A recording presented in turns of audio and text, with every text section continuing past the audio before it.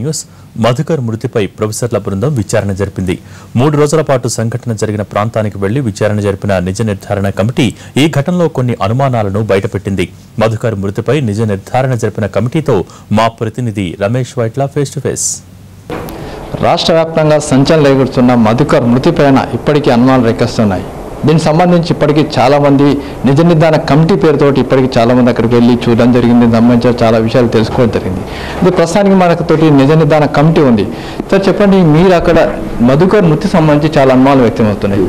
మీరు అక్కడికి వెళ్ళినప్పుడు ఏం కనబడ్డాయి, అసలు మీరు చేసిన నిజాలు ఏంటి అసలు? అంటే మేము ఫ్యామిలీ వాళ్ళ రిలేటివ్స్ అక్కడ విలేజర్స్ని ఇంటర్వ్యూస్ చేయడం జరిగింది.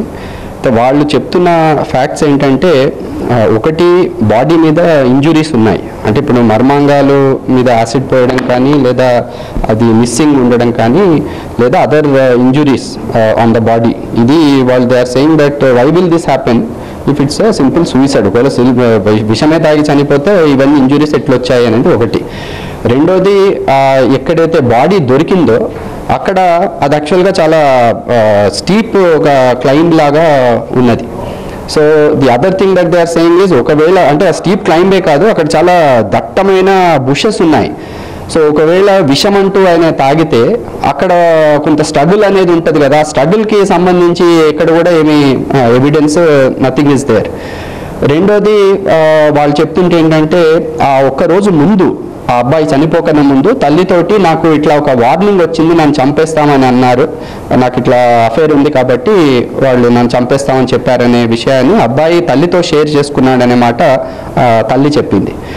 ఇంకొకటి, తల్లి ఆ బాడీ ఎప్పుడైతే దొరికిందో పోలీస్ స్టేషన్కి వెళ్ళినప్పుడు పోలీసులు అక్కడ ఆ తల్లిని బెదిరించడం జరిగిందనేది మధుకర్ మదర్ చెప్పారు. So and then the other thing that they are saying is 10 days after the incident అక్కడ కొంత ఎవిడెన్స్ దొరికిందని చెప్పి అక్కడ ఒక చిన్న ఈ విషం బాటిల్, ఆ బాటిల్ కూడా I believe some liquid is still there. They are asking a simple question, 10 days ఇంత హీట్లో అసలు లిక్విడ్ ఎవాపరేట్ కాకుండా లిక్విడ్ ఇంకా ఇట్లా ఉంది. అట్లాగే ఇంకొక ప్లాస్టిక్ డబ్బా ఒకటి పట్టారట, మరి ఆ ప్లాస్టిక్ డబ్బా మీద పెయింట్ కొంత కూడా ఫేడ్ కాలేదు. దెన్ అట్లాగే ఇంకొక they also got some chunni. So the question that they are asking is, మేము ఇంత ప్లేస్ అంతా మా కొడుకు కోసమని ఎంత తపనతో వెతికాము, మాకు దొరకని ఎవిడెన్స్. రెండోది, అక్కడ ఒక పైప్ లైన్ ఏదో వేస్తున్నారు, 50 మంది వర్కర్స్ అక్కడ పనిచేస్తున్నారు, వర్కర్స్ అంతా కూడా దినచర్యల కోసం అదే ఏరియాని వాడుతున్నారు. ఎవ్వరికీ కనపడని ఎవిడెన్స్ సడన్ గా 10 రోజుల తర్వాత ఎట్లా సర్ఫేస్ అయింది అని ఈ డౌట్స్ కొన్ని వాళ్ళు రేజ్ చేస్తున్నారు. కాబట్టి అవర్ కంటెన్షన్ ఇస్, ఫ్యాక్ట్స్ అనేవి బయటికి రావాలి. It should not be closed as a suicide, it's a suspicious death. ప్రధానంగా చూసినట్లయితే మీరు ఇన్వెస్టిగేషన్లో మీరు చేసిన ఫ్యాక్ట్ ఫైండింగ్లో అమ్మాయి తరపు నుంచి యాక్సెప్టెన్స్ ఉంది, మధుకర్ కూడా ఓకే ఉన్నది. 2 ఫ్యామిలీస్ మీద డిస్ప్యూట్స్ ఏమైనా ఉన్నాయా, లేకుంటే దీనికి సంబంధించి గ్రామంలో ఏమైనా జరుగుతుందా?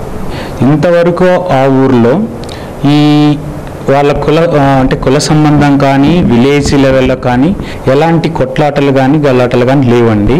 ఫ్యామిలీ మధ్య కానీ అమ్మాయి తరపున కానీ అబ్బాయి తరపున కానీ వాళ్ళు చెప్పిందంటే ఎలాంటివి లేవు, స్పర్ధలు లేవు. మధుకర్ ఫ్యామిలీ కానీ శిరీష ఫ్యామిలీ కానీ ఇంతకు ముందు కానీ ఇప్పటి వరకు కానీ ఎలాంటి స్పర్ధలు లేవు. అది ప్రేమ వ్యవహారంలో కానీ ఎలాంటి వాటిలో లేవు. వీళ్ళు పనులు చేసుకుంటారు, వీళ్ళ కొంత భూమి ఉంది, పొలం పనులు చేసుకునే వాళ్ళే, అయినా కానీ ఎలాంటి కొట్లాడు. ఈ అబ్బాయి డ్రైవరు. సో ఈ అబ్బాయిని కానీ బెదిరించారు. అది మాకు వాళ్ళ అమ్మ స్వయంగా చెప్పింది.